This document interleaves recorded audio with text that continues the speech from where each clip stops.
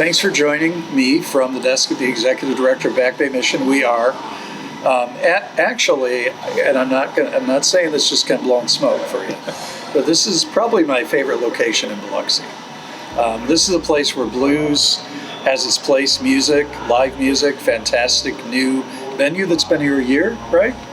Yes. Yeah. Just celebrated our 1 year anniversary. Yep. And Daniel, you're the manager. Yes, sir. And Lee, you are the owner. Yes, one of the owners. One of the owners. Yes. So really excited to be here with them and have a conversation about this fantastic venue and about their partnership with Back Bay Mission. So, tell me how you kind of got involved in this, Lee. Why was this your thing to be doing at this point in your life? Because you were a lawyer. Was a lawyer, and we've had some earlier discussions about how life brings you to different junctures in your life. And I was fortunate enough to work on a very high-profile case that some of you may remember, the tobacco litigation, where the attorneys general were represented by individual lawyers. And we brought, at the end of that litigation, were successful in bringing about changes to that industry where they could no longer market to teens, to get new smokers, and actually help offset the healthcare costs that were borne by the taxpayers, because, as we discussed, the lobbyists for the tobacco industry at that time were so powerful that they would defeat any legislation, whether it be taxing their products or advertising about their products, that they were able to ward off any efforts by governmental regulatory agencies to counteract what they were doing, and they knew what they were doing. And so where the legislative branch dropped the ball, so to speak, the judicial branch stepped in and evened the playing field. Wow. That's interesting, right? Lobbyists can get so strong that we lose that sense of equity and justice. And the cue is that a lot of the people that worked their butts off at the state health department had no idea. Even some of the lobbyists that were representing the state were also, on the flip side, representing the industry. Oh, wow. So they would get the first pass of the legislation that the state was trying to put through. The tobacco industry would get a copy of that legislation and go back and water it down or terminate it or tip their people off, so it never saw the light of day. Never got out of committee. Fascinating. So, but people don't know that. Yeah. You know, and I didn't know that. Yeah. So lawyer, become the co-owner of the Ground Zero Blues Club in Biloxi. As probably reaching a pinnacle with that case, high point in my legal profession. I still continue my legal profession, but as a high point, you continually look for things to energize you and, as I told you earlier, effectuate change. And you can get overwhelmed when you look at projects and look at things that can bring about change. Yeah. So you have to try to say, what can I do in my little section of the world? What can I do that's not gonna, take too much of my time? What can I do that I can bring other people in, like Daniel and an amazing staff that we have here, bring in to help me as a co-soldier in this fight to effectuate change? And you turn your attention to these things. Right after Katrina, I had an opportunity to buy the old Regents Bank building here in town, which many of you know became Half Shell Oyster House. I'm not in the project anymore, but we took an old bank building and convinced a restaurant group to come in there. They never believed that anybody would leave the casinos to come eat in downtown Biloxi. Yeah. And other than Mary Mahoney's, which everybody loves Mary Mahoney's and goes to Mary Mahoney's, but they took a chance. Bob Taylor took a chance, came into that building that we remodeled, and it's his number one store out of all his restaurants throughout the country. Wow. And so that makes me feel good. And 5 other restaurants sprung up around that. And what it does, not only does it allow business entrepreneurs to create restaurants or other things that are ancillary to the restaurant business, but it also employs many people. Yeah. And so that is the way you really start effectuating change, and you try to set an example. I by no means am an example as far as my, everybody has their pitfalls, everybody has their, scabs, but you try to do what you can do, and you have that, try to find that moral compass in you that you at least have made your effort at whatever slice of that, whatever it is. Yeah. And I told you, I truly believe in the pay it forward. Yeah. Well, and you grew up here in Biloxi. I actually grew up in Pascagoula. Left Pascagoula and went to Ole Miss and got my undergrad and law degree from Ole Miss and returned to the coast. Yeah. To give back. Well, I didn't. No, I never thought I would come back to Mississippi in general. But an opportunity presented itself, and Yeah, I never thought one thing leads to another, and a decade goes by, and another decade goes by, and before you know it, it's like, wow. Yeah. Well, that's cool, because that's really not only it's affecting change and bringing change, but it's bringing jobs, but it's also giving Biloxi a certain pride about itself, right? Absolutely. People know what you have downtown here, and it's an entertainment center. I actually can now visibly see other restaurants, other little small buildings being purchased, other plans for other entrepreneurs that I know are going to employ, and before you know it, the puzzle is finished. We've got a long way to go. Yeah. But we've got a good start on it. So tell me a little bit about Daniel, or Daniel, tell a little bit about yourself. So you said you've got great staff. Wonderful. How did you find Daniel, or how, Daniel, did you make your way here? Born and raised in Atlanta, Georgia. I've worked in DC, Boston, Nashville prior to moving here. It'll be 2 years in November. Saw a little news thing on WLOX that they were still hiring, and a lot of their applicants were from out of state. Excuse me. So I went ahead and shot my shot, and they came in, and I just wanted to apply as a bartender. Was kind of done managing, but this young man talked me back into it. That's great. He just gets erased for calling me young. That's great. I know. Somebody called me young man today too, and I'm like, wow. I'm going to give you a gift certificate of some sort when I see you tomorrow, right? Right. So you moved from Atlanta to take the position here?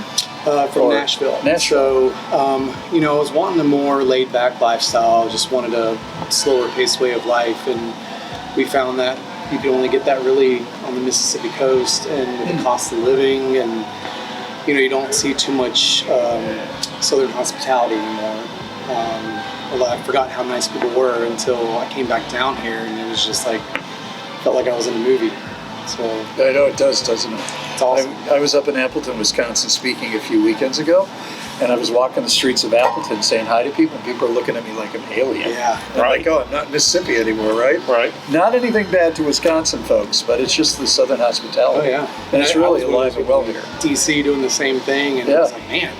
And it kind of makes you cold a little bit. And then coming back down here, I was like, man, I forgot. As a young lawyer, my first trips to Manhattan, I'd take my time and look at things at stores or restaurants, and they'd be like grumbling behind me, and I'm like, or if I said, hey, how are you down the street? It was like, okay, who is this like talking to me or whatever? So it's a real thing. Yeah, and I hope we never lose that, right? Absolutely. I don't think you will. I mean, any other city, Nashville was quickly, even Atlanta, there's nobody from the South anymore. It's all transplants, whether it's from New York or LA, driving the cost of living up. And hell, I was one of those a-holes doing the same thing in Nashville, coming from DC, but down here, it's just like nobody cares, man. As long as you're good people, there's no interest as to what you're wearing or what kind of car you drive. It's kind of everybody one coast, as they call it. Yeah. And you grew up in Mississippi, or no? Grew up in Atlanta, Georgia. Oh, grew up in Atlanta. Okay, I grew up in northern Mississippi, but that's kind of another country up there in many ways. Right. Up near Boonville, right near Memphis. So it's a bit different. Yeah, a bit different than here. So what kind of created the partnership with Back Bay Mission? How did that all happen? I kind of know the story, but I'd like you to explain it to our viewers. I will actually have to give Daniel credit for that, because as we were putting together, we've worked with charities. I guess the Carter Foundation started. We were trying to get our feet under us. We've been, our year out of the box. Week to week was challenges, a different challenge. You've got production staff, you've got restaurant bar staff, you've got administrative to pull off this operation. And so each week was a challenge, but as we got a little bit better each week and a little more knowledge, we started saying, okay, we can pull this off. Once we had our first few concerts out of the way, big shows, as we say, we're like, we actually did it. It was pretty successful. Then we said, why don't we start working with charities? And, Daniel has helped spearhead that whole effort. So been pretty successful so far. Oh yeah. How did you kind of locate Back Bay, or what was the just seeing what was local, but also just the mission statement, and wanting to be a part of giving back to Biloxi. There's so many charities and there are so many wonderful organizations to work with, and that we are working with, but Back Bay Mission we support 100%. Yeah. And it's an intriguing, not only the wonderful work you guys do, but it's an intriguing issue to me. And as you look for things to do and direct your energies, because no one, as I told you earlier, no city, no one government, no one person has been able to solve some of the issues that are here. When we first took over this building, it was obviously vacant. We had a lot of homeless people that had moved into the downtown area, because they wouldn't be bothered. There was nobody to, bother them, and so it sort of became their place. And so as businesses move in, you're having to relocate these homeless people, and then you feel bad on one hand, and then you, as a business owner, you feel like, well, the only way I can help you is to try to open a business that I can start helping pay taxes and put people to work in the community. So it's a very, very complex problem, and we want to be part of the solution. Yeah. That's amazing. We were having some conversation before this, and actually, the beautiful thing is kind of Ground Zero has hosted 2 of our town halls here on homelessness to give people a voice in the community, right? We're finding that people really want to move towards solution focus, toward what can we do, how can we make a difference. And somebody today told me, a friend of mine who moved here recently, she said that Mississippi has one of the lowest homeless populations per capita in the nation. I think part of that is our hospitality, but I think part of that is, and that's a very, very good reason that we can try to actually affect change, like you said, right? That we can actually make a difference, that we could potentially, quote, solve homelessness here. Now, I think we always know we're going to have poverty, right? Because there's going to be people in poverty, and that's part of what we try to do too at Back Bay is, if people are living in poverty, try to keep them from becoming homeless, right? Because that's a huge issue. If you're accessing a food pantry or help with your utilities, you probably are on the brink of homelessness. Yeah, one step away from right. So we try to work with folks. We give them bags of grocery, we have clothing, we have rehab. We'll rehab their homes so their home is sustainable. But those are all, I think, to me, that's kind of the key. And then what's the next step that we need to do to help people that are homeless, unsheltered, get housed and sustain housing? Like we talked about, it's kind of wrapping them with the kind of services they need to help them maintain stability. I look at it as maybe a one-stop shop. Exactly. You got it exactly. So I think those are some of the solutions. And, you can't, just like you're having issues with your automobile, you take it to a mechanic and they run all the tests on it and they say, what's going on with this? How did this car get in this shape? Great illustration. What can we do to try to get this car back on the road? Yeah. And sometimes it takes a lot of different people with their eyes on that and try to get the car working. Sometimes it's going to take a mechanic that works on the mind, right? Your mental health, get you back in shape, physical health, spiritual health, emotional health. whatever that is, employment, health, self-confidence, to have the self-confidence to say you can. Sometimes you need to have someone cut you a break. Yep. Absolutely. Yeah. Absolutely. And keeping those issues within the homeless community, whether if it's psychiatric, drug addiction and stuff, intermingling those issues can create problems in and of itself, because I can't concentrate on one group that's having drug abuse issues if I'm dealing with mental issues, or a woman who's been abused and to the point where she, is out seeking prostitution. So to me, you've got to be able to compartmentalize those things to a certain extent. Yep. Identify them and to lift everybody up. Yep. Well, and that's the challenge. If you're unsheltered and you don't have mental health issues, you're going to have mental health issues after living on the streets. And mental health, substance abuse, all that goes hand in hand, because today we know, right, that addiction is kind of mental and physical. Right. And so how do we work with the whole person? I think that's where you talk about wraparound. You talk about working with the whole person, identifying the issues and really addressing those issues. That's kind of what I get excited about. Sometimes like figuring out how did you get here? Yep. What's your story and how'd you get here? Yeah. Yeah, you're exactly right. Yeah. So I thank you so much for that partnership, and actually for the ideas. I mean, if you guys can have a direct line, to my office and just say, hey, we saw this homeless person. This is what we think is going on. Here's some ideas, right? Because we're throwing around tiny homes or tiny bedrooms on wheels. We're throwing around all sorts of things, like buying a hotel, motel, right? That we can actually move them in with the kind of services they need to make sure they're successful. Because there's got to be models that can work. And if we're the wealthiest country in the nation, right?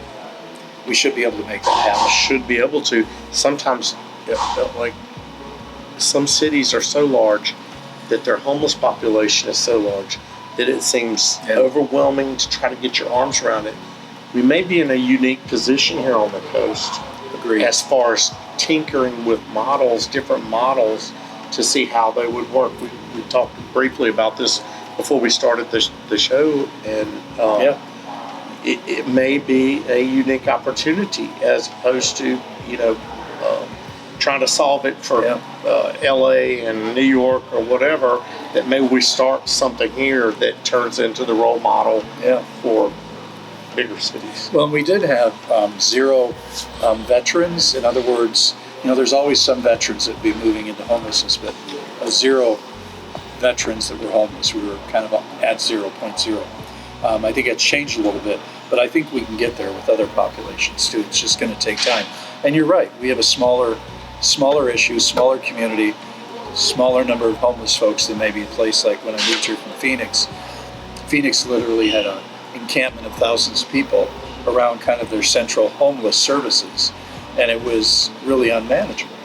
And it became a place that became really dangerous, right? Because if you have that many people living in tents, it can become really overwhelming, right? And so I think you're exactly right.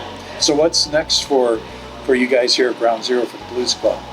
I know you have great food, you have great drinks, you have great entertainment. It continues to evolve, would you not say?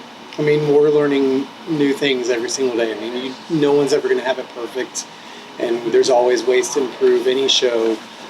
Whether it's, what could have gone better, and then we just kind of, spearhead off that. And every meeting that we have is just, we take one person's idea and then we just keep piggybacking off of that until it just becomes the best of its possible form or show. Oh, that's cool. I mean, one thing this emanated from Clarksdale, from Ground Zero in Clarksdale, which is, if you've never been, is a totally different animal than this. We brought bits and pieces. We never tried to replicate what they have because it was so unique in Clarksdale. But we're also dealing with a different market here. Yeah. And so people that would make the trek to Clarksdale knew about the blues or were intrigued enough to make that trip, whether it's from overseas even or whatever. We don't really have that here. There are some people that are, we have loyal blues fans, don't get me wrong, but we also deal with an influx of tourists. 8,000 hotel rooms within a 2-mile radius. Right. So the trick is, if we want to keep the blues alive, which I think that's one mission that we have, is that we've got to get people in the door. And if it means that maybe you're not going to come over here for a blues show during the week, maybe you will come over for a country show, Or for maybe lunch, for lunch, supper. for an Oscar party, for some of these other unique kind of things that we've gotten a lot of flack, I think, sometimes on social media for saying, well, that's not blues, that's not. But there's a method to our madness, because we feel like once we can get them in this venue, we know what kind of time they're going to have. And then they'll come back and see a blues show and learn about the history of the blues. We're the birthplace of the blues, Yes, right? Mississippi is. absolutely. Yeah. And yeah, I would say that the blues that I've heard here is the best I've probably heard. And I used to frequent a blues club back in Milwaukee before it shut down, right? And then they kind of reopened with jazz and with blues, but they would kind of do the same thing, right? You kind of have to draw people. It's a tiny little club. But first time I walked in here, I'm kind of really shocked and amazed that this is Biloxi, right? Because I've been up to the first one, Yeah. the Ground Zero, and this is completely different. They had I had a couple from Ocean Springs, Ted and Roxy Condry, who owned several businesses, very unique businesses in that community. And Ted happened to be from North Mississippi, and one of the nights that they were in here, he said, Lee, this is amazing because you have so many the demographics in here that are dancing together and having a good time. He said, you don't often see that at some of the smaller juke joints and blues clubs throughout the state. Yeah. And it always makes me happy. Now we'll have certain bands that appeal to certain demographics, so it may be heavily weighted one night, one way or the other. But never have I been in here, I don't believe, over the past year, Daniel, where I've not seen some mix of demographics in here.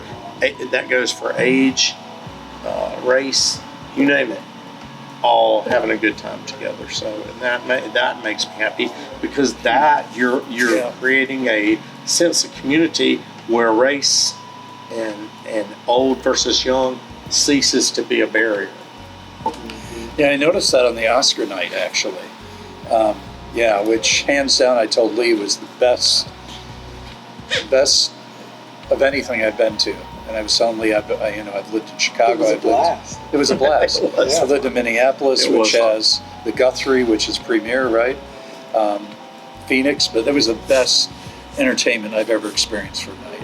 But I also noticed the diversity that was here. Very much so. It was really interesting, right? In the and way- inspiring. And inspiring. Yeah. Very much so. And it was a gay couple that I think won the costume Right. contest, and you're Right. kind of like, wow, this is really the way it should be. This is real Absolutely. community, Absolutely. where people are together and they're experiencing music together, because music brings us together. What we didn't probably, I guess, because it was our first year to do something like that, is we didn't get started with the recognition of Back Bay at the time. Probably now in hindsight, we should have been bringing you guys in earlier, but like we talked about, this was our first year, so when we came up with the concept and put the idea together, people were being asked to buy a ticket for something. They're like, why do I want to go to something like that where I'm going to walk down, somebody's going to pretend to take a picture of me, and I'm going in and I'm not going to see I'm not seeing some famous person sing or whatever. So we were up against that, and then we had nothing to show them. Now that we have video and things of that nature, we'll have something to show everybody next year and say, don't miss it, because I think that was our mission that night. Whether we don't make any money for the charity, whatever happens, we want people to leave saying, you should have been there. Yeah. You missed something if you weren't. Yeah. And I think we accomplished that night. Yeah, and I think I don't know the exact count, but I think it was $1,700-$1,800 that you raised for Back Bay. And then we had matched and brought, I think the total was to 25. Really? Seriously, that's fantastic. That's a huge gift. But that's and when I aim, Yeah. I try to aim higher, and so my goals next year will be, I think Daniel, we all envision this, and I've been told by some CEOs of other companies that they see this becoming one of the bigger events on the Gulf Coast. Wow. And so That's way cool. Fundraising wise, I mean, I can't tell you how many people are wanting to do fundraisers Yeah. with us now because they saw the turnout for that one, which, that was our first one, and we didn't really know what it was until towards Right. the, And so we are blessed with having a venue that's big enough to host these larger charity events. And we do our part by trying to provide the venue to as much as we can free of charge. Yeah. And then let them host these charity events. So the majority of the money they take in from tickets anyway goes to the charity. and take their ideas and just make them even better. Make it with bigger what's and better. worked. Exactly. And they're like, oh my gosh, I never thought of that. And we learn things too. Yeah. Like, And so it wow, just we didn't each one think gets about that. easier and easier and easier and easier. And the one thing that I thought was so Biloxi was for our mayor to get up there, Fofo to get up there and play with the house band, piano and sing. Like, he was awesome. There are not many cities No. that have a mayor that No. is vested like Fofo is You're right. in Biloxi. You're right. And Billy Hughes. And Billy Hughes, In Gulfport. yes. Yeah. Absolutely. In fact, they're working on They're something. working I don't on know. something Oh, you know together. too. Yes. Okay, I'm glad you know too. Yeah. Anyway, to be announced soon, I think. I think it's the end of Which June. kind of goes hand in hand a Yeah. little bit with your organization as well. Yeah, Right. it does. It does. Yeah, we're at the table for So that. we're excited about that with Daniel, and I Yeah. just heard about that the other day. I had a big meeting with them, and anyway, you've got mayors on the coast that are from here, Yeah. grew up here, vested in it. Love their And- communities. You know, we took a lick with not only the BP oil spill, but then followed by, with Katrina as Yeah. well. So it was a 1-2 punch, and now to be able to rebuild it back to its, Yeah, not how it was right before Katrina, but it maybe even better. bigger and better and inclusive. Yeah, And has more solutions Yeah. than problems. yeah. Correct. Well, I'm a part of this Resilient East Biloxi group of folks, and they're not-for-profits, mostly community folks who are leaders in community, talking about how do we build East Biloxi back better, right? More resilient, so it doesn't have to suffer another Katrina to the extent that it did, right? And I think those are really exciting discussions, and it's happening. It's happening, and it quickly once you move here, it really grips you too. You kind of fall in love with it, which I know you've probably seen. Very And much. you've come back, Yeah. so to see it. So I just want to say thank you. I don't want to keep you guys a whole lot longer. You probably have to get ready for tonight, right? That's right. Yeah, So- show them that. So I want to ask, I know you had a costume. You had a baby strapped to your chest the night of the Oscar party, It's a right? live baby too. It was a live baby? I thought so. You lost the cap. I No brought you one the would cap. entrust me Neglect. with their child for a whole evening with in a bar Oh, restaurant. my area. gosh. Anyway, I did. Oh, good. And were you? No, You I weren't just dressed dressed up. Oh, fancy, okay, okay. But I remember it took me almost half the night to realize that was you because it was such a great It took costume. our I staff. didn't even know. It took our staff a while Really? to realize that Yeah. it was me. So. Yeah, it was great.